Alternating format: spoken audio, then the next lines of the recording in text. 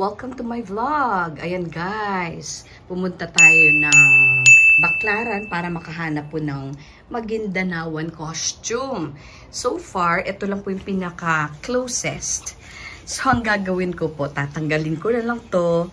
Yan, para magiging ano siya, gown ng Maguindanao princess. Yung para sa singkil. Yun po, tatanggalin ko na lang po ito kasi yung inside niya ay actually parang sa singkil na talaga. Ayan po. Tapos gagawan ko na lang siya ng, anong tawag dyan? Parang, parang bandana. Hindi yan bandana. Yan po, parang sarong. Okay, na nakaganyan dito. Parang sash, kumbaga. Ayan, meron na akong material dyan. Yan na lang ang gagawin natin. Okay? So, ayan guys, yung patching niya actually is hanggang likod. So, tamang-tama. At meron pa siyang parang skirt.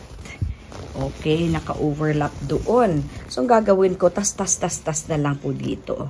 Tas-tasin natin yung wrap around niya.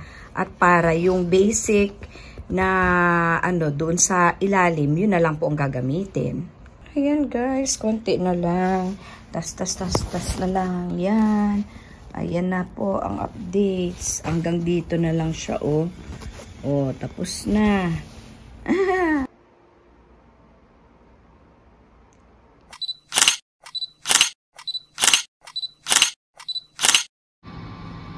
That's the happy birthday to you. Wala ko sang match. Kaya ito na. Merry Christmas pa. Ayan, oh. Ayan, Merry Christmas pa. May Christmas tree. At may Santa Claus. Ito may Santa Claus. Okay, wow. Kagwapo-gwapo kay Santa Claus. Ay, abaw.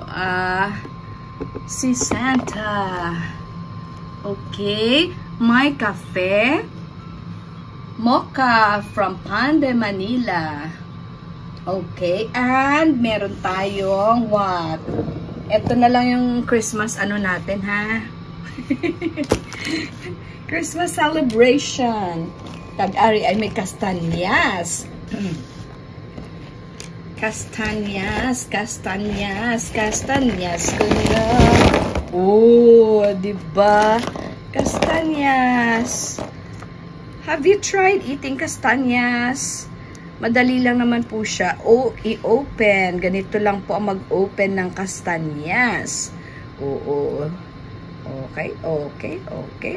Basta, ginaganyan lang nila. Tapos, teka lang po Okay, that's the castañas nut. Kainin mo to, ha?